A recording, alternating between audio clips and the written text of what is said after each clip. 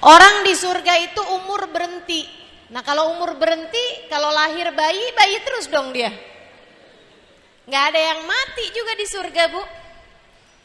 Jadi Nabi Adam dan Siti Hawa paham mereka berdua tidak tinggal untuk surga, tapi untuk bumi. Caranya turun ke bumi gimana nih? Mereka nggak tahu. Sampai si iblis bilang, Dam, lo tahu nggak Dam? Kenapa Allah larang lo deketin buah itu? Kenapa emang iblis? Nabi Adam tahu semua yang diomongin iblis kebalikannya. Sebab Allah jadikan antara Nabi Adam sama iblis adalah aduun, adalah musuh satu bagi yang lain. Gitu kan? Jadi Nabi Adam udah paham, nih musuh nih. Yang namanya musuh bersiasat kalau ngomong kan kebalikannya. Katanya si iblis gini, kamu kalau makan tuh buah, kamu bakalan kekal di surga. Oh, Nabi Adam dengan kecerdasannya faham, berarti saya kalau makan tuh buah, saya bakal diturunkan dari surga ini menuju ke bumi, tempat yang seharusnya saya berada. Jadi Bu, Nabi Adam makan dengan kesengajaan. Bukan juga dibujukin sama Hawa, ayo deh Dam, gue gak tahan nih Dam. Ngidam kayaknya saya sama tuh buah, ayo deh. Gak ada Bu. Justru Nabi Adam ngajakin Siti Hawa, yaudah kita makan bareng-bareng tuh buah. Biar kita diturunin ke bumi, jadinya kita tinggal di bumi melaksanakan misi kita dalam kehidupan. Salah apa enggak salah? Dosa apa enggak dosa? Kalau buat kita enggak dosa Bu, kita mah dikasih hadiah kalau begitu. Lo pinter, kan begitu? Tapi karena Nabi Adam, dia adalah seorang nabi, Allah enggak mau begitu. Caranya kamu jangan gitu Dan. Nanti akan aku beli cara kenapa kamu tergesa-gesa. Maka teman-teman saya sekalian, Nabi Adam makan tuh buah, Siti Hawa makan tuh buah, tanasar lahumut thiyab, baju mereka segera berterbangan, diturunkanlah mereka ke atas muka bumi pisah-pisahan. Sayyidah Hawa, Siti Hawa diturunin di Jiddah, makanya namanya Jiddah, artinya adalah nenek. Jiddah itu artinya nenek Bu, saya panggil nenek saya Jiddah. Ibu-ibu sekalian, Nabi Adam kabarnya Bu diturunin di Palestina. Wah tuh, cari-carian berdua. Kagak ada petunjuk jalan, gak bisa nanya orang. Paling bisa nanya dinosaurus kali. Nah, saya gak tahu tuh zaman itu yang ada makhluk apaan aja. Sampai kemudian keduanya bertemu tanggal 9 hari Arafah di mana Bu? Tanah Abang. Di mana ketemunya? Di Padang Arafah, di Jabal Rahmah tuh ya. Nah itu di situ. Jadi ibu-ibu sekalian saya muliakan. Nah Nabi Adam seperti yang tadi saya sampaikan. Sebenarnya kalau bicara salah, enggak salah juga. Nabi Adam malah justru cerdas mencari cara untuk menjalankan tujuannya. Tapi Allah bilang, wa asa Adam, Adam kamu udah bikin salah kepada Tuhanmu. Allah yang bilang. Nabi Adam Bu, ketika diturunkan ke atas muka bumi, Nabi Adam enggak berusaha klarifikasi. Nabi Adam gak berusaha cari pembenaran. Nabi Adam gak berusaha buat bilang, ya Allah kenapa engkau murkai? Kenapa engkau bilang saya berbuat dosa? Saya ini kan gak berbuat dosa ya Allah. Kenapa pula engkau hukum saya? Saya diturunkan ke atas muka bumi jauh-jauhan dari Hawa. Kenapa? Padahal saya kan gak bikin salah. Justru itu saya lakukan karena saya ingin menjalankan tugas yang telah engkau berikan. Kenapa engkau sebegitu marahnya kepada saya? Nabi Adam gak gitu. Apa kata Nabi Adam? Rabbana zalamna anfusana wa illam taghfir lana wa tarhamna lanakunanna minal khasirin. Rabbana zalamna anfusana. Ya Allah, aku telah zalim pada diriku sendiri. Aku telah berbuat salah ya Allah. Aku telah berbuat dosa ya Allah. Enggak nyari pembenaran, enggak.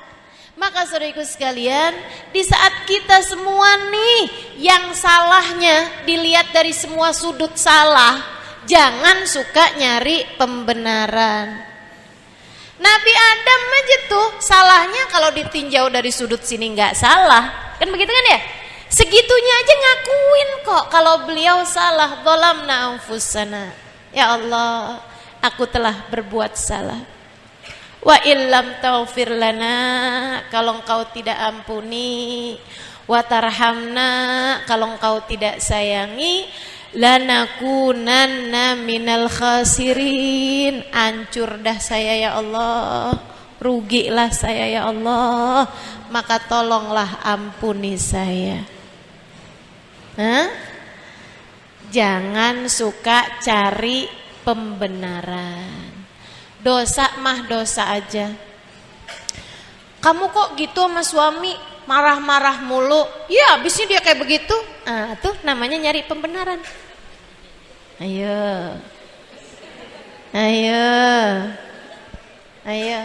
Kok kamu sama suami kagak ada senyumnya sih? Senyum gimana ceritanya? Ntar kalau dia pulang-pulang bawain saya mobil baru. Ini cewek matre rupanya ya. Cewek matre ini dibuangnya kemana enaknya? Ke laut. Teman-teman sekalian saya muliakan. Jadi jangan nyari pembenaran. Anak kamu kok kamu cubitin mulu, abisnya bandel. Kamu nyari pembenaran, teman-teman sekalian. Kamu berbuat salah. Nyakitin anak, salah apa nggak salah? Salah. Nyubit anak, salah apa nggak salah? Salah. Marah-marahin anak, salah apa nggak salah? Salah, ibu-ibu sekalian. Nggak ada anak nakal, nggak ada anak nakal. Yang ada adalah anak yang mencari perhatian orang tuanya tapi tidak tahu caranya. Kenapa anak sampai nyari perhatian dari orang tuanya? Karena orang tuanya yang tidak cukup memberi perhatian padanya. Saya ulangi. Ini penting nih. Ustazah doain biar anak saya nggak nakal. Apa doanya Ustazah? Nggak ada doanya. Karena nggak ada anak nakal. Anak nakal nggak ada, ibu-ibu sekalian. Sampai di usia 12 tahun bahkan remaja dan seterusnya nggak ada anak nakal. Yang ada adalah anak mencari perhatian orang tuanya tidak dengan cara yang benar. Kenapa bisa begitu? Orang tuanya tidak memberikan perhatian yang pas untuknya. Gitu. Jadi kalau kamu dapetin anak kamu nakal, bukannya kamu marahin, ditambah lagi sekarang. Salah kamu. Akan tetapi kamu introspeksi diri, jangan nyari pembenaran tuh tadi. Gitu kan ya? Apa nih? Oh, anak saya lagi nyari perhatian. Jadi di saat anak ngambek pelukin. Di saat anak lagi marah-marah, sayangin. Di saat anak lagi berbuat sesuatu hal yang tidak menyenangkan, panggil, bilangin sama dia, "Nak, tahukah kamu adalah hadiah terindah yang Allah berikan dalam kehidupan mama." Gitu mestinya, Bu. Kok saya baru tahu ya Ustazah? Nah, Ibu nontonnya sinetron mulu.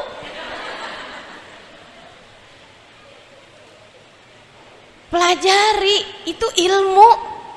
Kan begitu tuh. Maka yuk ibu-ibu saya sekalian, kalau kita bikin salah jangan nyari pembenaran. Akui, zalamna anfusana. Ya Allah, aku telah zalim pada diriku. Wa illam taghfir lana wa tarhamna lanakunanna khasirin. Ya Allah, aku adalah seorang pendosa. Aku telah berbuat salah. Jika Engkau tidak ampuni aku ya Allah, jika Engkau tidak sayangi aku ya Allah, pasti rugi dan hancurlah aku ya Allah, di dunia apalagi sesudah kematianku. Gitu. Akui salahmu. Ucapkan dolamna anfusana, aku seorang pendosa. Nah, terus kalau udah pendosa kayak gimana nih? Taubat, akui dulu, habis itu kemudian minta ampun. Dolamna anfusana, itu dulu. Habis itu mintalah ampunan kepada Allah Subhanahu wa taala. Taubatlah kepada Allah. Apa sih taubat? Taubat itu rasa menyesal atas terjadinya dosa, kemudian meninggalkannya dan berjanji untuk tidak melakukannya kembali, serta mengembalikan hak orang lain jika dosanya terkait dengan hak-hak orang, atau sekurangnya minta maaf kepada dia. Karenanya untuk taubat ini ada 4 syaratnya. Ada 4 syarat taubat. Yang pertama teman-teman saya sekalian, an-nadam, nyesel. Kalau nggak pakai nyesel namanya bukan taubat.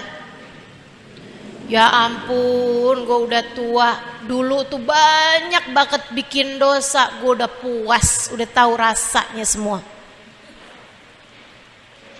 Walaupun dia sekarang udah nggak ngerjain dosa, namanya bukan taubat, karena kagak ada nyeselnya. Ya, ada seorang pezina, dia ngerjain zina bolak-balik, ganti-ganti bahkan pasangannya. Satu hari dia kena penyakit HIV, ya, kena virus HIV. Akhirnya kemudian dia pun terkena penyakit AIDS. Sehingga sekalian, dia habis itu nggak lagi berbuat zina. Akan tetapi, kenapa kamu nggak mau berbuat zina? Takut nularin. Nyesel apa kagak nyesel? Kagak nyesel dia. Cuman karena HIV aja. Andai nggak karena itu dia masih akan mengerjakannya. Oh, ya, sehingga sekalian, ada pemabuk, kemudian berhenti dari mabuknya. Kenapa kamu berhenti? Habisnya gara-gara mabuk nih, saya kena diabetes, saya kena kolesterol, saya kena ini, saya kena itu, jantung saya rusak, lambung saya rusak. Saya ingin panjang umur, karenanya saya berhenti mabuk. Nyesel apa nggak nyesel? Enggak nyesel. Orang yang nggak nyesel nih teman-teman saudariku sekalian, namanya bukan taubat. Namanya bukan taubat. Gitu kan ya? Dulu sih saya suka marah-marahin suami. Sekarang saya enggak lagi. Kenapa emang? Laki gue udah mati. Misal, dia nggak nyesel. Artinya kalau suaminya masih ada, si diomelin sama dia, si dimarahin mulu sama dia. Galak bener bininya. Teman-teman sekalian saya muliakan, ini namanya bukan taubat. Sebab yang namanya taubat syarat utamanya adalah menyesal. Ya Allah, kok begitu ya?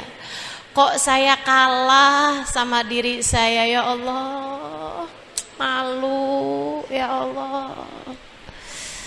Kalau ngelihat yang dulu-dulu, ya Allah, malu, ya Allah. Nyesel. Dalam hati ini rasanya kayak gak enak, kayak keiris-iris. Nyesel, teman-teman sekalian. Nah, ini rasa menyesal inilah yang disebut sebagai taubat, yang kata Nabi Muhammad, an-nadam taubah. Nyesel adalah taubat. Satu. Yang kedua, al-igla. Apa tuh al-igla?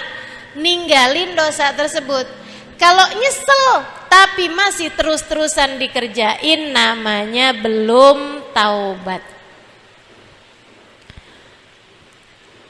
habis marahin suami, nyesel.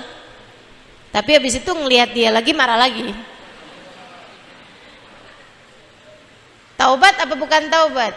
Bukan. Gitu ya. Ngeliatin cowok ganteng. Coba laki gue kayak gini nih. Astagfirullah, kan dosa ya. Astagfirullah, astagfirullah, astagfirullah. Itu namanya bukan taubat, teman-teman sekalian. Yang namanya taubat tuh igla, ninggalin dosa. Selain daripada nyesel, selain daripada minta ampun, tapi juga ada sambil ditinggalin tuh dosa. Sambil ditinggalin dosa. Kemudian yang ketiga, al-azam ala an la ya'ud. Berjanji untuk enggak ngerjain dosa itu lagi di saat taubat. Ya. Nah, kalau kemudian abisnya itu berapa hari kemudian dia ngerjain lagi, gimana tuh ustazah? Terkalahkan lagi, akhirnya ngerjain lagi. Ya nggak apa-apa, nanti ditaubatin lagi. Taubat sambel dong itu namanya. Pernah dengar istilah taubat sambel? Nyesel kalau habis makan, wih pedes banget, gue nyesel nih makan nih. Aduh, habis itu sakit perut, aduh nyesel nih tadi habis makan sambel. Besoknya lagi ketemu bakso, disambelin apa enggak? Sambelin. Namanya taubat. Kalau misalnya nih kita habis taubat, di saat taubat tuh kita nyesel, saya nggak mau lagi berbuat dosa ini. Tapi beberapa hari kemudian kita kerjain lagi tuh dosa. Gimana ustazah? Ya udah nggak apa-apa, taubatin lagi. Namanya kan mempermainkan taubat, nggak gitu bu. Pokoknya di saat taubat kita emang bener-bener nyesel dan nggak kepengen balik lagi. Kalau kemudian setan gangguin kita lagi, kita terkalahkan oleh hawa nafsu lagi, kebawa sama bisikan-bisikan buruk dalam diri kita lagi, ngerjain dosa itu lagi, ya ditaubatin lagi. Itu tuh sama kayak sampah dalam rumah kita. Ibu, ada sampah dalam rumahmu, diapain? Buang, sapu. Nggak ada yang mikir, ngapain saya sapu, ntar juga ada sampah lagi. Ya nggak apa-apa, kalau ada sampah lagi, sapu lagi. Kamu berbuat dosa, kamu bertaubat. Saat kamu bertaubat, berjanjilah untuk tidak akan kembali berbuat dosa. Yang itu, kan gitu ya? Ya Allah nggak akan lagi. Saya nggak akan lagi nih ngomongin orang nih. Saya nggak akan lagi fitnah orang nih. Saya nggak akan lagi bohong nih. Saya nggak akan lagi sampai saya ketinggalan sholat kayak begini. Saya nggak akan lagi buka-buka aurat kayak begini. Saya nggak akan lagi nih pegang-pegangan tangan sama yang bukan mahram saya. Saya nggak akan. Taubatin teman-teman saya sekalian, ditaubatin. Dan berjanji untuk gak akan ngerjain lagi. Kalau kemudian berapa hari sesudahnya kamu kembali mengerjakan itu lagi, ya balik disapu lagi tuh. Tenang aja, ketika kamu berbuat dosa, sesudah yang pertama kamu taubatin, kamu bikin dosa lagi, dosa yang lama gak akan balik lagi. Karena yang udah ditaubatin udah kelar. Sama kayak sampah di rumahmu udah kamu bersihin, gitu ya. Ada sampah lagi, apakah dengan ada sampah lagi ya sampah-sampah yang kemarin balik lagi? Kan enggak. Tentu jauh lebih mudah mentaubatin dosa yang sedikit dibandingkan dengan dosa yang banyak. Ini harus disampaikan, harus saya sampaikan agar jangan sampai setan mengelabuhimu dengan berkata, percuma kamu tobat, ntar kamu kerjain lagi. Setan soalnya suka gitu. Allah, sok-sokan lo kayak solehah, main taubatin dosa, besok-besok juga kamu kerjain lagi. Katanya siapa? Katanya setan. Bilang sama setan, gue taubatin dosa yang sekarang. Kalau kemudian saya besok-besok kerjain dosa lagi, terkalahkan oleh hawa nafsu, saya akan kembali mentaubatinya lagi. Lagi pula siapa yang pasti bahwa besok atau lusa kita akan ngerjain dosa lagi? Siapa tahu habis itu kita meninggal? Kita nggak pernah tahu, teman-teman saya sekalian. Habis itu kita mati. Alhamdulillah dosanya udah kita taubati, dosanya udah Allah bersihkan, alhamdulillah. Kan begitu ya. Jadi ada 4 persyaratannya, itu yang nomor 3. Yang nomor terakhir persyaratan taubat. Sehingga sekalian, pertama tadi apa? Menyesal. Yang kedua, meninggalkan perbuatan dosa. Yang ketiga, berjanji untuk tidak melakukannya lagi. Yang keempat nih Bu, kalau terkait sama urusan orang, kita mesti balikin hak orang tersebut atau kita minta maaf sama dia. Kita fitnah dia, kita bohongin dia, minta maaf. Kita ambil duit di sakunya, suami nih ceritanya, ya, minta maaf apa nggak minta maaf? Minta maaf. Gimana Ustazah udah terlanjur, kalau saya omongin nanti dia malah minta balikin. Padahal kalau minta dibalikin saya nggak bisa balikin, gimana ya Ustazah? Itu yang pinter-pinter minta maafnya. Bang, gimana kalau kita buat kesepakatan? Barang-barang yang tertinggal di baju anggap sebagai barang hilang ya Bang.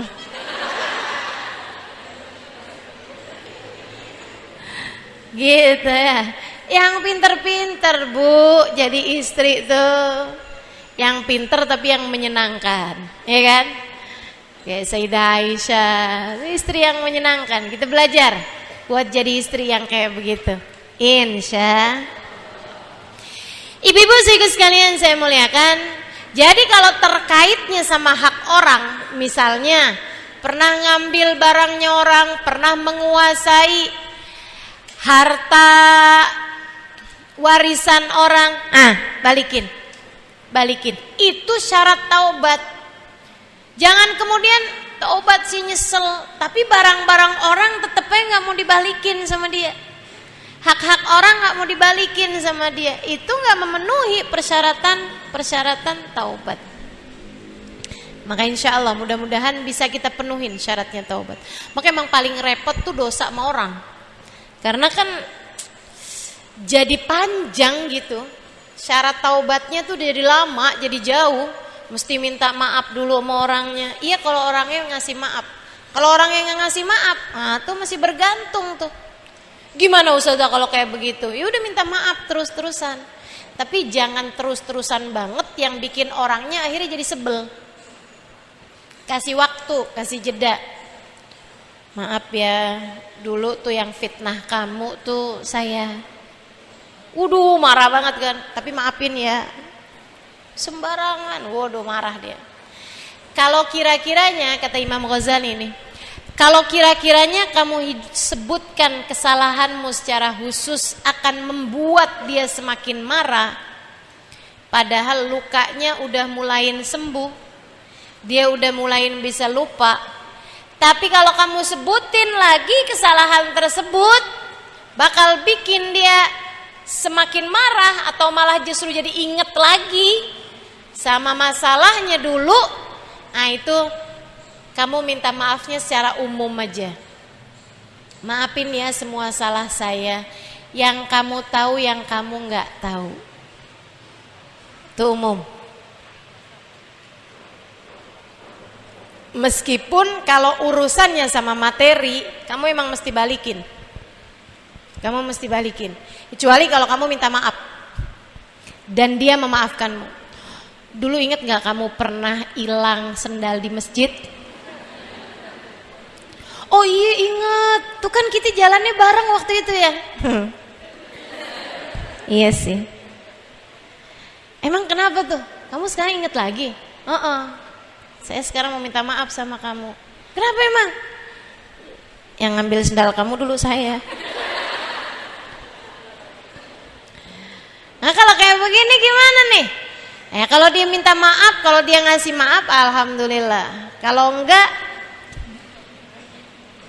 enggak, kamu mesti beliin sendalnya, ya kan? Yang kurang lebih harganya sama, yang kurang lebih nilainya sama, kamu balikin sama dia, gitu. Udah nggak apa-apa teman-teman saya sekalian, malu di dunia mendingan daripada malu di akhirat. Repot loh itu. Kalau urusannya sama materi, Kata Nabi Muhammad nih, danik min haram. Sedanik dari haram. Berapa tuh sedanik? 5.000 kali, 10.000 kali, Bu. 10.000 kebeli nggak sendal? 10.000 kebeli? Sendal jepit kali ya? Sendal jepit aja udah lebih deh kayaknya dari 10.000. Itu ibu-ibu sih sekalian, dari yang haram. Jadi ada uang 10.000 bukan punya kamu, kamu ambil tuh uang, gitu ya. 5.000, 10.000 bukan hak kamu, atau kue misalnya yang senilai segitu, atau bolpen orang misalnya, atau lipstik orang misalnya, atau apa aja yang nilainya segitu, Bu. Ustazah, lipstik mana 5.000? Ya udah segini lipstiknya, udah dikit misalnya gitu kan. Sehingga sekalian, dari yang haram kamu dapat itu bukan punya kamu tapi kamu kuasai. Nabi Muhammad bilang harus kamu bayar di akhirat dengan 70 sholat fardu yang diterima di sisi Allah. Yang diterima di sisi Allah. Yang diterima di sisi Allah. Kita punya 70 sholat fardu yang diterima di sisi Allah. Apa enggak aja kita nggak tahu? Harus kamu bayar, kan buat bayarin hak orang. Cuman 1 danik, cuman senilai 10.000 atau 5.000 itu teman-teman saya sekalian. Makanya udah ada urusan sama orang susah. Susah. Makanya Bu, yang paling repot di akhirat tuh saya perkirakan nih, orang yang korupsi. Kan korupsi kan kagak dikit ya. Kayak gimana tuh dia bayar pakai apaan coba? Aduh, repot bener. Makanya ibu-ibu sekalian, dah jauhin dosa, terutama kalau menyangkut hak orang lain. Selebihnya dosa antara kita sama Allah SWT, kita mintain maaf. Dari berbuat dosa, menempuh jalan taubat. Sekarang pembahasan terakhir, saya mau ngasih tahu sama ibu-ibu tips meninggalkan dosa. Kalau suka ada nih diantara kita nih ya Allah gimana caranya ninggalin dosa. Buat adik-adik misalnya gini, pacaran nih Ustazah dosa saya. Saya tuh udah suka taubat loh Ustazah, kalau lagi jauh. Tapi begitu ketemu ya aduh, gak kuat. Kalau udah ketemu udah deh tuh. Apalagi kalau saya bilang kita putus ya, dia bilang jadi kita putus nih, kamu gak nyesel? Oh jangan. Ada tuh yang suka gitu. Ya Allah, ya Allah. Sehingga sekalian saya muliakan, ada dosa-dosa yang selama ini tuh kita kerjain, kita tahu bahwa itu dosa, kita pengen ninggalin, tapi gak kuat. Susah gitu. Nah, masing-masing dari kita tahu deh tuh apa dosanya. Kan gitu. Gimana sih Ustazah caranya nih buat tinggalin dosa? Nih saya rangkumin. Teman-teman saya sekalian, ada berapa poin tuh tadi tuh. Nah ya. Cara ninggalin dosa 8. Banyak bener ya? Banyak bener. Yang pertama taubat kan tadi udah kita bahas. Nyesel. Gimana caranya biar nyesel? Saya kok nggak nyesel ya Ustazah? Caranya dengan memikirkan akibat dari dosa. Tahukah kamu semua keburukan, semua penderitaan di dunia sebelum akhirat selalu berasal dari dosa. Semua yang gak enak datang dalam hidupmu, ya, ini disebabkan perbuatan dosamu. Kata Allah, ma asabatkum min musibah illa fa bima kasabat aidikum. Tidaklah menimpa kepada kalian satu musibah melainkan disebabkan perbuatan dosa kalian sendiri. Ustazah, anak saya kok susah banget ya, nggak mau dengar ucapan saya. Pasti karena dosa kamu. Ustazah, kok ini rezeki seret banget ya. Taubatin, ada dosa kamu tuh. Saya kok suami nggak sayang ya sama saya, hatinya tuh kayak bercabang kemana-mana, nggak bisa sayang gitu sama saya, pasti karena dosa kamu. Tuh teman-teman saya sekalian. Atau bahkan saya kenapa nggak bisa cinta sama suami saya, pasti karena dosa kamu. Beneran Ustazah, beneran. Teman-teman saya sekalian, ada seorang laki-laki ngadu sama gurunya, Syekh, kenapa saya tidak bisa mencintai istri saya seperti dulu lagi? Saya punya istri, saya udah kawin sekarang 10 tahun. Tapi saya ngeliatin dia tuh, saya nggak kayak yang dulu gitu. Ustadz, kenapa saya ngeliat istri saya sekarang nggak seperti saya melihatnya yang dulu? Yang dulu ya ampun, dah kayaknya nggak ketemu sama dia sehari, rasanya kayak setahun. Sekarang waktu pengantin baru tuh, ya Allah, rasanya tuh kayak saya nggak sanggup hidup tanpa dia gitu. Sekarang kayaknya kenapa mesti ada dia sih dalam hidup saya. Dulu saya lihat nggak ada perempuan lebih menarik daripada dia. Sekarang saya lihat semua perempuan menarik kecuali dia. Kesian nih kan? Kesian nih. Kesian banget nih. Siapa yang kesian? Dua-duanya. Istrinya kesian, suaminya juga kesian loh ini. Karena kan dia nggak sayang, nggak cinta sama istrinya, padahal kan tiap hari ketemu sama istrinya ya. Kan kesian, penderitaan buat dia. Ketemu sama orang yang dia nggak cinta gitu, tiap hari pula. Jadi gurunya kemudian nanya, oh, emang istri kamu sekarang kayak gimana? Ya kayak dia. Nggak, maksud saya apa jadi nggak cakep gitu? Karena mungkin udah lama nikah. Enggak sih, istri saya cantik kok, tetep aja kayak dulu.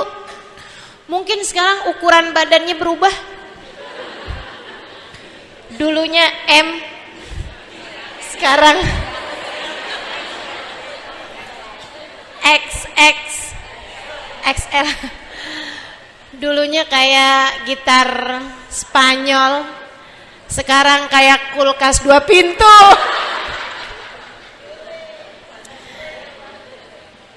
Katanya dia, enggak Ustadz, sama tetap.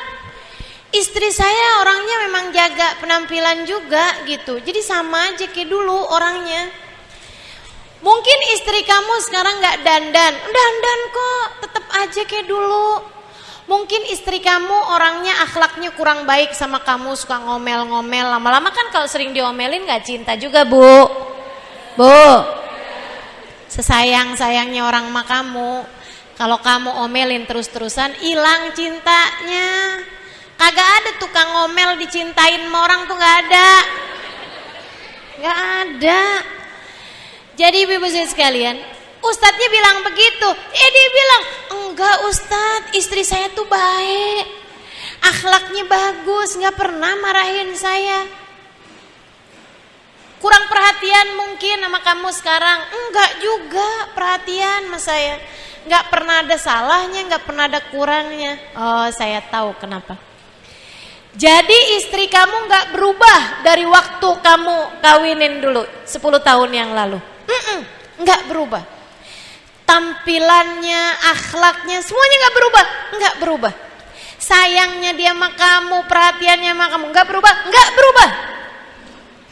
Tapi yang dulu kamu cinta mati sama dia, iya. Yang sekarang kamu gak cinta lagi sama dia, gak ada Ustaz. Saya ngelihat dia malahan enek.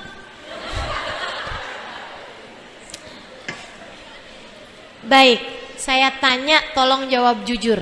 Kata Ustadz nih, iya Ustadz, saya akan coba jujur. Apakah kamu seneng nonton? Saya nggak enak nyebutnya nih. Kadang-kadang sih Ustadz. Apakah kamu seneng ngelihat perempuan-perempuan cantik di mall, di kantor tempat kamu kerja, di jalanan?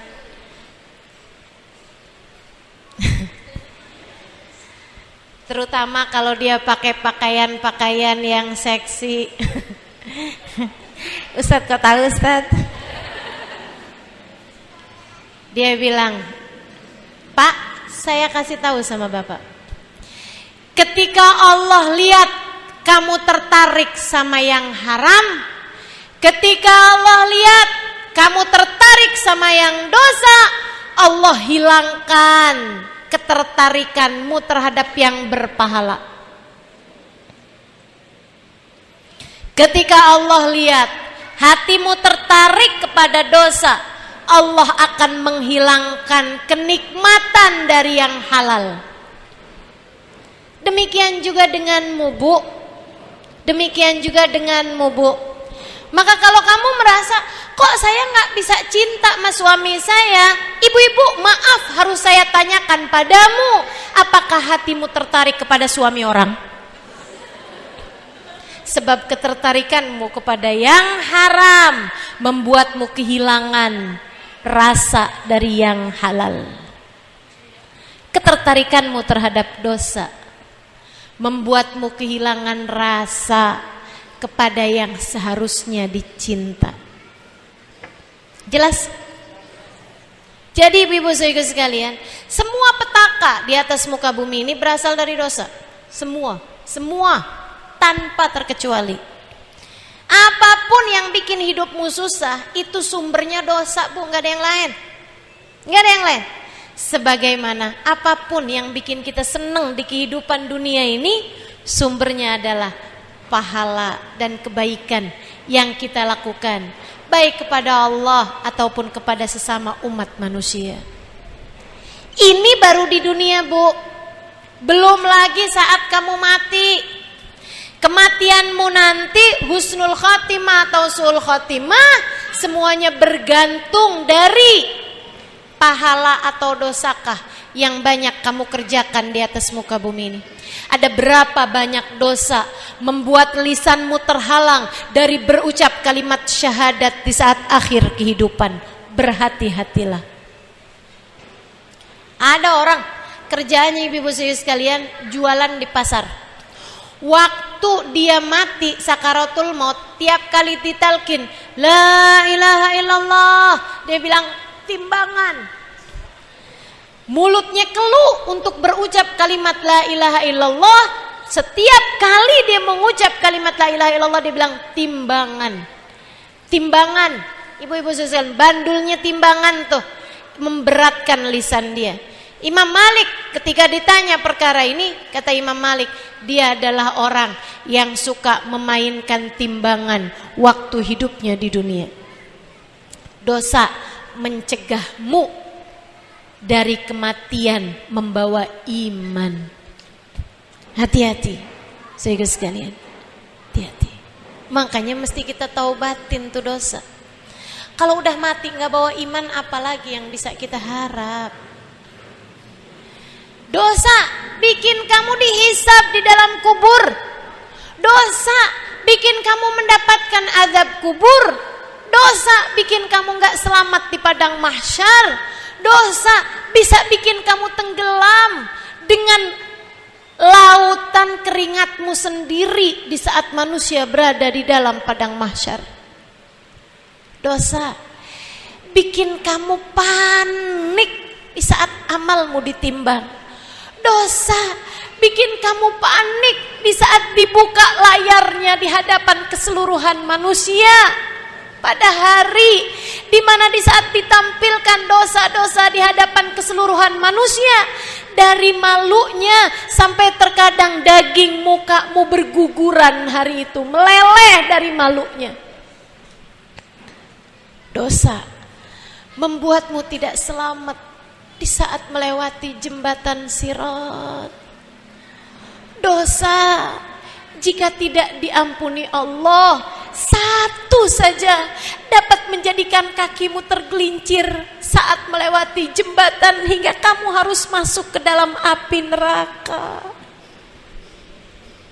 Dosa membawa petaka dari dunia sampai nanti di akhirat, teman-teman. Karenanya perlu kita taubati dosa-dosa kita. Berjanjilah untuk tidak kembali melakukan dosa tersebut. Berjanjilah tidak ada yang membuat hina hidup kita kecuali dosa yang sudah kita perbuat. Itu satu tips meninggalkan dosa. Satu, taubatlah, nyesel atas dosa, karena jika kamu tidak taubat, dosa akan membawa petaka demi petaka dunia sebelum kelak di akhirat. Yang kedua, kamu mesti percaya bahwa kamu bisa ninggalin dosa. Jangan kemudian percuma, saya tobat juga percuma, terus saya balik lagi tuh ngerjain dosa tuh. Jangan teman-teman saya sekalian, percayalah. Jangan percaya sama diri kamu, tapi percaya bahwa Allah akan menjagamu. Jangan percayanya sama diri, percayanya sama Allah. Kalau sama diri kita, emang Bu, nih bandel diri nih, bandel nih diri nih, jangan percaya. Saya taubat, dirinya bilang, alah lo juga palingan ngerjain lagi. Enggak, saya akan kuat hati. Ya, liatin aja, besok-besok kamu ngerjain lagi. Karena kamu percayanya sama diri. Tapi kalau kamu percayanya sama Allah, kamu bilang, ya Allah, saya gak percaya sama diri saya. Ini saya taubat nih dari dosa ini nih ya Allah. Saya gak mau lagi ketemu sama dia. Nanti saya pacaran lagi nih ya Allah. Saya gak mau lagi ya Allah. Saya gak mau. Tolongin saya ya Allah. Berikan kekuatan hati saya untuk bisa menghindari dosa ini ya Allah. Tolong saya ya Allah. Nangis kamu minta kepada Allah Subhanahu wa taala. Allah ijabah, teman-teman saya sekalian. Allah ijabah. Tahu-tahu semua Allah dihindarin. Tuh orangnya tahu-tahu pindah kemana. Tuh cowoknya tiba-tiba dianya sendiri yang mutusin kamu. Nah kalau dia yang mutusin nih, hati kadang suka gak terima juga, sembarangan. Kenapa dia yang mutusin ya? Padahal emang kamu juga emang mau putus gitu kan. Takut mendosa. Tapi dengan dia yang mutusin, padahal itu kan pertolongan dari Allah. Kamu malah mau bilang, liatin ya, gue cari yang lebih cakep daripada dia. Lah, dari dosa pindah ke dosa. Nah tuh, teman-teman saya sekalian, dibantu sama Allah Subhanahu wa taala. Minta sama Allah, minta sama Allah. Minta sama Allah. Percayalah bahwa Allah bisa menghindarkanmu dari dosa, teman-teman saya sekalian. Itu yang kedua. Kemudian yang ketiga, ada berapa semuanya? Banyak banget ya. Yang ketiga, hindari kesempatannya. Nah nih, yang pertama kamu taubatin, ingetin akibat dari dosa. Yang keduanya tadi, percaya bahwa Allah akan bisa menjagamu sehingga tidak lagi berbuat dosa. Kemudian yang ketiga, hindari kesempatannya. Hindari kesempatannya. Dia ngajakin ketemuan, jangan. Kamu tahu, nih saya kalau ketemu sama dia nih, saya bakalan nih fitnah orang, ngomongin orang nih, pasti. Ya udah, kalau dia lagi ngajak ketemuan, kamu jangan mau. Temen-temen yang membawa kamu kepada perbuatan dosa, hindarin, saudara sekalian, hindari. Ustazah, yang bikin saya bikin dosa nih suami, kan kita nggak bisa hindarin dia. Hindari pemicunya. Saya Ustazah tiap ketemu suami saya marah dah sama dia. Saya marah pokoknya. Pasti kita berantem nih Ustazah tiap ketemu. Ya udah kalau gitu hindari. Bukan hindari ketemunya, hindari pemicunya. Jauhin tuh dari wajan-wajan, piring-piring, apalagi pisau-pisau. Hindari, maksudnya yang memicu kamu buat marah. Tiap kali suami kamu ngomong apaan, apa nih yang bikin micu? Tiap kali kamu ngomongin masalah apa, ini nih yang bisa bikin marah. Hindarin. Hindari percakapan-percakapan dengan suamimu yang membuat kamu marah, bertengkar sama dia gitu. Hindari pemicunya, hindari kesempatannya. Tapi udah datang sendiri tuh Ustazah, gimana tuh? Misalnya ya kalau urusannya memarah, teman-teman saya sekalian, begitu kamu marah, pamitan ke kamar mandi. Kenapa gitu? Karena kata Nabi Muhammad, marah tuh dari setan. Setan tuh dibuat dari api, api padamnya dari air. Maka apabila kamu marah, pergilah wudu. Kata Nabi gitu. Jadi kalau pas kamu ketemu lagi sama suami kamu dan kamu datang marahnya, habis dari mana loh? Ketemu sama cewek itu lagi ya? Wah tuh, kalau udah kayak begitu, suami kamu juga, kamu tuh ya bawaan curiga aja, misalnya begitu kan? Ah, ini udah ada pemantik-pemantiknya nih. Buruan pergi kamar mandi teman-teman saya sekalian. Mandi. Wudu.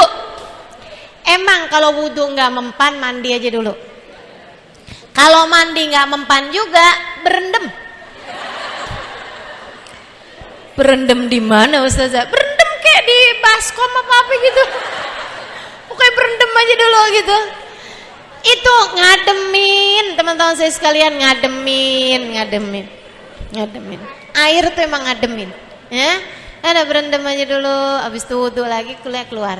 Nah, lebih adem sekarang. Cobain. Ini ilmu nih, nggak jadi apa-apa kalau kamu nggak amalin. Maka belajar buat diamalin. Insya. Termasuk marah sama anak. Begitu mau marah. Bentar ya nak ya, mama kamar mandi dulu ya. Gitu.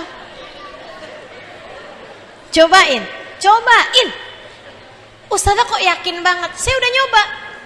Dan gak ada yang lebih saya percaya daripada ucapan baginda Nabi Muhammad SAW. Nabi udah bilang kayak begitu, jadi saya coba. Dan ternyata bener ya Allah. Emang gak ada yang lebih sayang sama kita daripada Nabi Muhammad.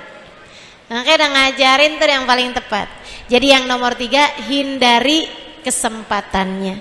Yang nomor 4 teman-teman saya sekalian, jauhi pergaulan dan lingkungannya. Apapun itu. Saya kalau kumpulnya sama dia nih, udah nih balik lagi nih saya nih. Dugem ngerokok sampai ke alkohol misalnya. Kalau ketemu sama dia, ya udah kalau gitu jangan ketemu sama dia. Apaan aja bentuk dosamu teman-teman sekalian. Hindari teman-teman yang membuat kamu terjerumus pada dosa itu. Hindari teman-teman yang membuat kamu, hindari lingkungan yang membuat kamu berada dalam dosa tersebut. Ini juga termasuk untuk anak-anak kamu. Misalnya gitu ya. Oh, lingkungannya nih semuanya nih bangsa yang gak beres nih. Jauhin anak kamu dari lingkungan tersebut. Gitu. Ya. Hindari pergaulannya, hindari lingkungannya.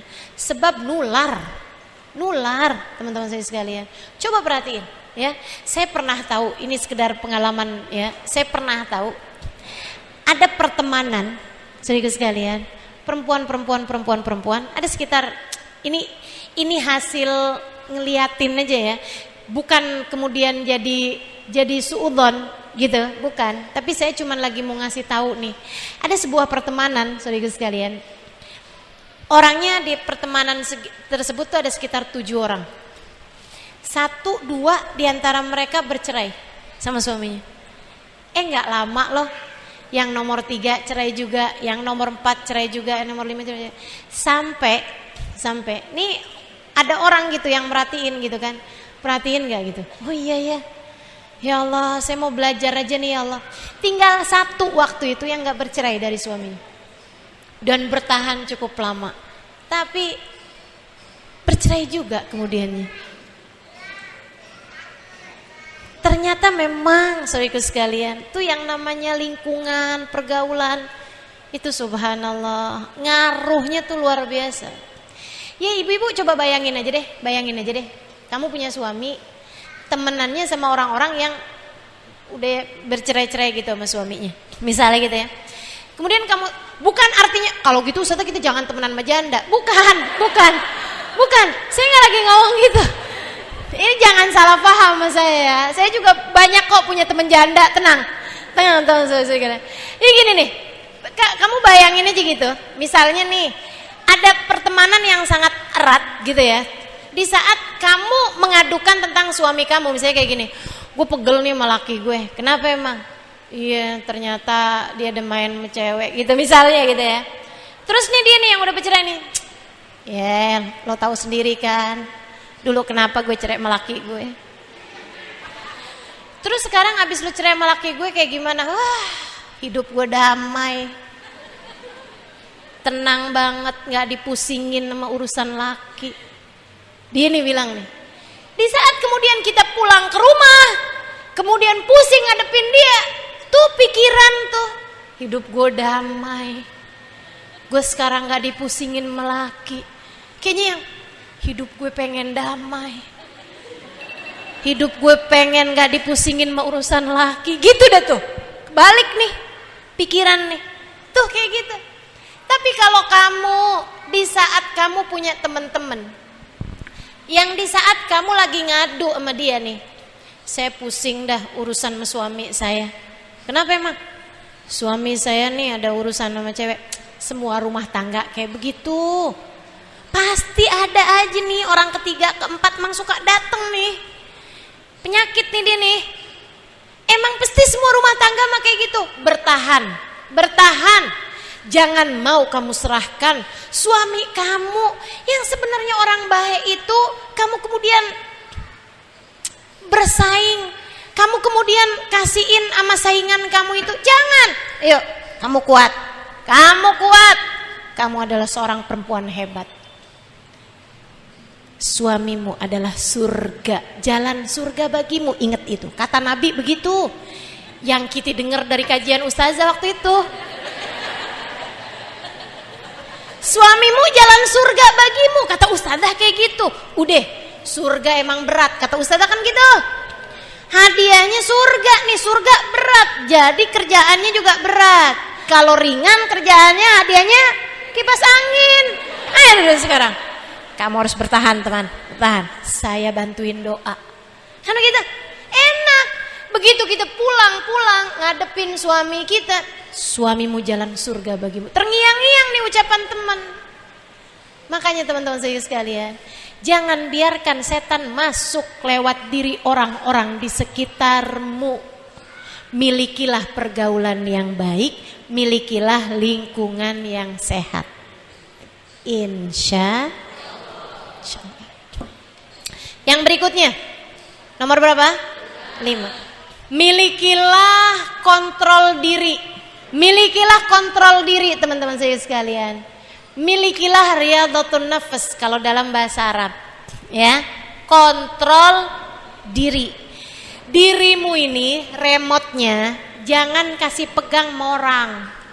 Peganglah sama dirimu sendiri dan berlatihlah untuk punya kontrol diri.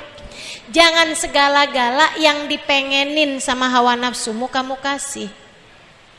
Ini lagi hadir ngaji kayak begini, dirinya ngajakin, udah deh berat, mendingan tidur aja yuk.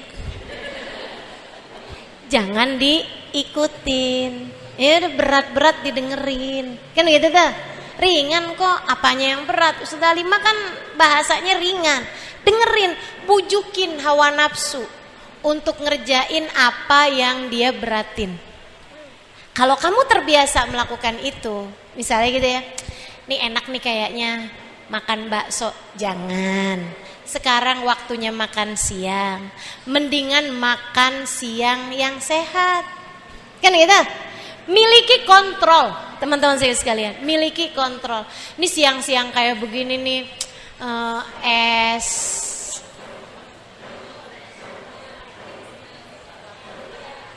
cendol enak nih, gitu ya, misalnya gitu. Atau yang agak-agak berbahaya, soda nih, enak nih. Yang itu dah, banyakin es, enggak haram, tapi kan kurang sehat, ya kan ya, gitu ya. Nah, miliki kontrol teman-teman saya sekalian, miliki kontrol. Waktunya buka puasa.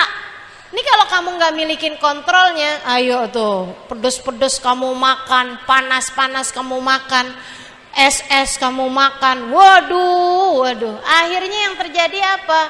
Sakit badan kamu teman-teman saya sekalian. Miliki kontrol. Jangan pernah biarkan remote hidupmu dikuasai sama hawa nafsumu. Milikilah kontrol. Pagi hari ini mau pengajian atau arisan ya? Mau pengajian atau shopping di mall ya? Pengajian. Kan begitu? miliki kontrol terhadap diri sendiri. Apa yang kamu inginkan nggak selalu kamu beri. Jangan kasih semua yang dipengenin sama hawa nafsumu, dan hindari apa yang sebaiknya tidak kamu lakukan. Jangan biarkan kontrol dirimu dipegang sama hawa nafsu. Latih dari yang kecil-kecil, teman-teman saya sekalian. Latih dengan puasa makan, puasa kurangi tidur, puasa ngomong, gitu ya. Semakin banyak kamu latihan. Ini saya kalau biarin mulut saya nih ngomong nih macam-macam yang diomongin. Jadi kontrol, gitu. Nah itu ya, itu yang nomor 5. Yang nomor 6, bangun kebiasaan baik. Bangunlah kebiasaan yang baik. Misalnya, dulu-dulu belum kebiasaan bangun sebelum subuh. Sekarang cobain. Bangun kebiasaan bangun sebelum subuh. Biasa-biasa abis selesai sholat langsung berdiri aja, nggak pakai dikir-dikirannya. Sekarang mulain, bangun kebiasaan dikir sesudah sholat. Misalnya gitu ya. Dulu-dulu nggak punya kebiasaan sholat duha di pagi hari. Ayo bangun kebiasaan sholat duha di pagi hari. Jadi milikilah kebiasaan-kebiasaan yang baik. Nanti itu teman-teman sekalian, kalau kamu terbiasa membangun kebiasaan yang baik, kebiasaan yang buruk dengan sendirinya akan hilang. Gitu. Jadi kalau kamu punya kebiasaan-kebiasaan yang baik, lama-lama akan terhindar dari perbuatan-perbuatan dosa yang menjadi cara kita tadi nih ya, tips meninggalkan perbuatan dosa. Yang ketujuh, saudara sekalian, ini juga ampuh banget. Tiap kali bikin dosa istighfarin. Jangan 1 kali, jangan 2 kali, tapi di bilangan atau di waktu yang bikin kamu jadi terhindar dari berbuat dosa.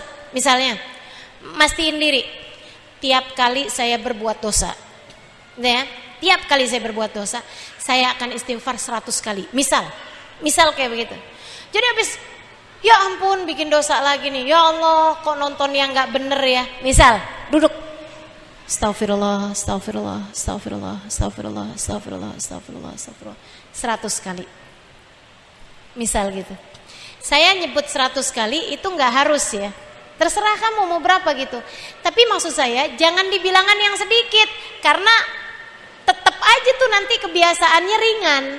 Kebiasaan buruk kamu ngerjain dosa tuh tetap ringan. Tapi dengan kamu kasih bilangannya 100 kali, itu kan akan jadi bikin hawa nafsu kamu tuh nggak tuman gitu. Sehingga sekalian, ini kan kita bikin dosa nih tuman nggak? Kebiasaan gitu. Nah kalau udah kebiasaan, kan dia jadi enak aja ngerjainnya. Dengan setiap kali kamu bikin dosa, kamu susuli dengan istighfar, nanti kamu jadinya nggak tuman, nggak kebiasaan, nggak jadi dosa tersebut sebagai sebuah kebiasaan. Misalnya nggak sampai 100 sih, tapi misalnya 5 menit kamu istighfar, baca Allahumma anta rabbi la ilaha illa anta khalaqtani wa ana abduka wa ana ala ahdika wa abdika mastata'tu abu laka bi ni'matika alayya wa abu bidambi faghfirli fa innahu la yaghfiru dzunuba illa anta. Atau la ilaha illa anta subhanaka inni kuntu minadh dhalimin. Atau Rabbana zalamna anfusana wa illam taghfir lana wa tarhamna lanakunanna minal khasirin. Tiap kali kamu habis bikin dosa, nggak usah ditunda-tunda, langsung istighfar. Segitu banyaknya. Tiap kali kamu habis marahin suami misalnya, habis berantem, habis bertengkar sama suami, duduk istighfar. Nanti lama-lama berkurang sampai jadi habis. Cobain deh teman-teman. Tiap kali kamu habis jewer anak, pukul anak, ya Allah ustazah, asli saya nyesel ustazah. Ada. Bukan hanya nyesel doang. Tiap kali kamu habis ngerjainnya, duduk. Allahumma anta rabbi la ilaha illa anta khalaqtani. Atau Rabbana zalamna anfusana wa illam taghfir lana wa tarhamna lanakunanna minal khasirin. Rabbana zalamna anfusana, saya udah bikin dosa nih ya Allah. Illam taghfir lana wa tarhamna, kalau Engkau enggak ampuni, kalau Engkau enggak sayangi saya, lanakunanna minal khasirin, pasti rugi saya, pasti hancur saya. Ya Allah, kok saya jadi ibu kayak begini banget sama anak saya. Rabbana zalamna anfusana, terus kayak begitu. Tiap habis ngerjain 5 menit kamu duduk istighfar, nanti lama-lama akan berkurang sampai jadi habis. Insya. Dan yang terakhir, saudara sekalian saya muliakan, berdoalah dan beristighfarlah tiap pagi, minta agar dijagain sepanjang hari sampai malam dari berbuat dosa. Saya ajarin sebagai bagian terakhir dari kajian ini yang diajarin sama Nabi Muhammad kepada Sayyidah Fatimah Zahra putrinya. Bacain ini kalau dibaca tiap pagi 19 kali. Jangan tanya kenapa 19 kali sih Ustazah. Nah, ada diajarinnya segitu. Diajarinnya segitu. Siapa yang ngajarin? Nabi Muhammad. Kepada siapa? Putrinya Fatimah. Dan beliau Sayyidah Fatimah mengajarkannya kepada segenap umat. Siapa yang melakukan ini, bacaan ini tiap pagi 19 kali, dihindarkan sepanjang hari tersebut dari perbuatan dosa yang ingin dia hindari selama ini. Dikasih kekuatan kamu untuk menghindarinya. Apa bacaannya? Ya Hayy ya Qayyum birahmatika astaghits wa min adzabika astajir aslih li sya'ni kullah wa la takilni ila nafsi wa la ila ahadin min khalqika tarfata ain. 19 kali baca itu. Ya Hayy ya Qayyum birahmatika astaghits wa min adzabika astajir aslih li sya'ni kullah wa la takilni ila nafsi wa la ila ahadin min khalqika tarfata ain. Panjangnya Ustazah. Gimana cara saya ngajarinnya? Tulis saya share di mana? Di IG. Semuanya jamaah Instagram ya? Atau jamaah Facebook ya? Dua-duanya. Oke, baik. Ya, saya tulis di IG juga, saya tulis di Instagram juga ya. Ya Hayy ya Qayyum birahmatika astaghits min adzabika astajir aslih li sya'ni kullah wala takilni ila nafsi wala ila ahadin min khalqika tarfatain. Ini yang kesian ibu-ibu yang udah tua-tua nih. Instagram belinya di mana? Katanya gitu. Tanya sama anaknya.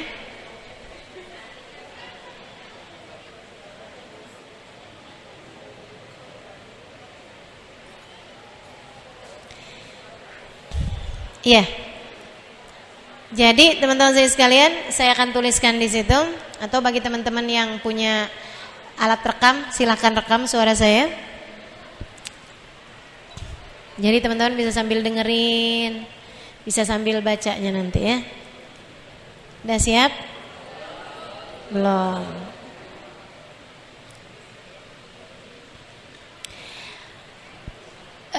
Saya rasa ada di Hulasah ya, zikir pagi ya, zikir pagi siang, nah itu. Cuman di situnya aja tuh yang zikir pagi sore maksud saya. Di Al-Wirdul Latif ya, ada ya. Coba nanti bisa dirujuk juga bagi yang punya catatannya. Nah, saya akan bacakan sekarang. Ayo tekan tuh bagi yang sedang rekam. Bismillahirrahmanirrahim. Ya Hayyu ya Qayyum birahmatika astaghits wa min adzabika astajir aslih li sya'ni kullah wa la takilni ila nafsi wa la ila ahadin min khalqika tarfata ain.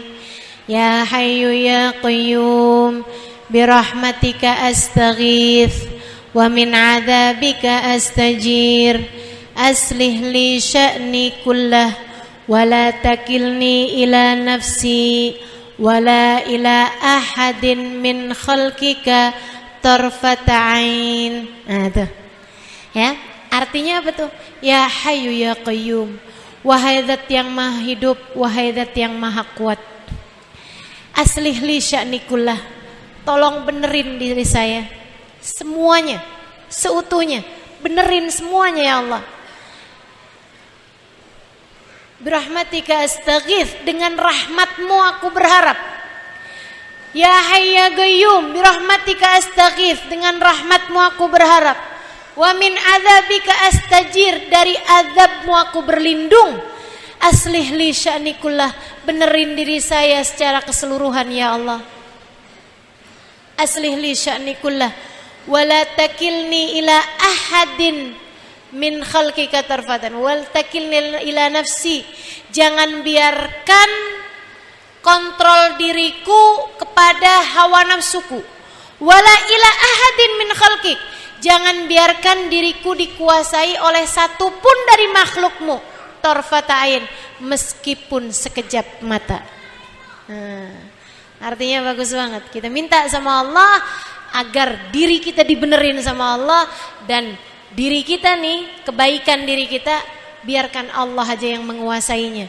Jangan dibiarkan dikuasai oleh hawa nafsu, jangan dibiarkan dikuasai oleh sesiapapun dari hambanya, dari makhluknya Allah Subhanahu wa ta'ala. Baik tuh teman-teman saya sekalian, baca berapa kali? Kapan bacanya? Pagi hari. Sebelum kita mengerjakan apapun dari dosa-dosa yang kita khawatirkan, baca dulu itu. Insya Allah, Allah kasih kemudahan hari-hari kita untuk meninggalkan perbuatan-perbuatan dosa. Amin ya rabbal. Rabbana zalamna anfusana wa illam taghfir lana wa tarhamna lanakunanna minal khasirin. Rabbana atina fid dunya hasanah fil akhirati hasanah wa qina adzabannar. Dawam fi subhanakallahumma wa tahiyatum fiha salam. Akhiru da'wana anil hamdulillahi rabbil. Mudah-mudahan dapat mengamalkan apa yang sudah kita pelajari pada hari ini. Ila hadratin Nabi, Al-Fatihah.